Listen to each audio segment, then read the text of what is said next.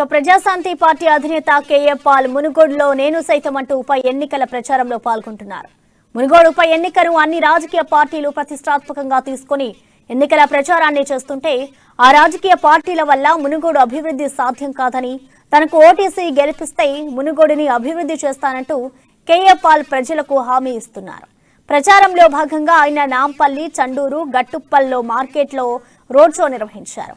BJP, టీఆర్ఎస్లు మునుగోడులో నిజంగా ఏం అభివృద్ధి చేశారో చూపిస్తే ఈ ఎన్నికల్లో ఆ పార్టీకి సపోర్ట్ చేసి గెలిపించేందుకు కృషి చేస్తారని తెలిపారు. బీజేపీ ఓటు అడిగే హక్కు లేదని, టీఆర్ఎస్ పార్టీ అభివృద్ధి చూపించమంటే తెలంగాణ రౌడీల సమితిగా చేస్తుందని విమర్శించారు. ఇప్పటికైనా మునుగోడు ప్రజలు ఆలోచించి ఓటు వేయాలని సూచించారు.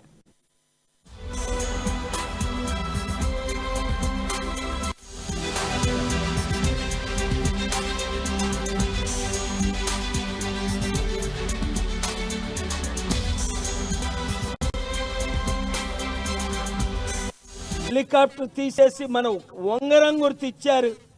అయినా మీ అందరికీ తెలిసిపోయింది. ఎందుకు? మీడియా సత్యం వైపు ఉంటుంది, ప్రజలు సత్యం వైపు ఉంటున్నారు. ఇక్కడ అఫీషియల్గా ఆఫీస్ పెట్టుకొని నిన్న రాత్రి పర్మిషన్ ఇస్తే ఆర్ఓ దగ్గరికి వెళ్తే రోజంతా ఆయన ఉండరు, పగలంతా ఆయన ఉండరు, మన పనులు ఎవరు చేయరు, సీరియల్ నెంబర్ ఇప్పుడు ఇచ్చారు. ఎంత అవినీత!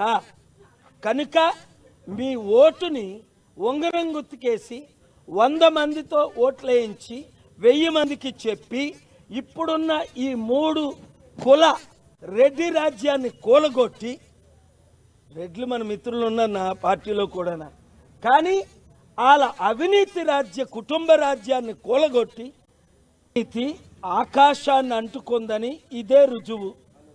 100,000 కోట్లు ఈ టీఆర్ఎస్ బీజేపీ గవర్నమెంట్ ఫార్మ్ చేసిన పార్టీలు కనుక డబ్బు తెస్తున్నారు.